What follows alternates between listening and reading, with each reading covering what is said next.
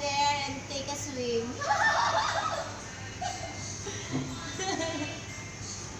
We're gonna go outside there, yes.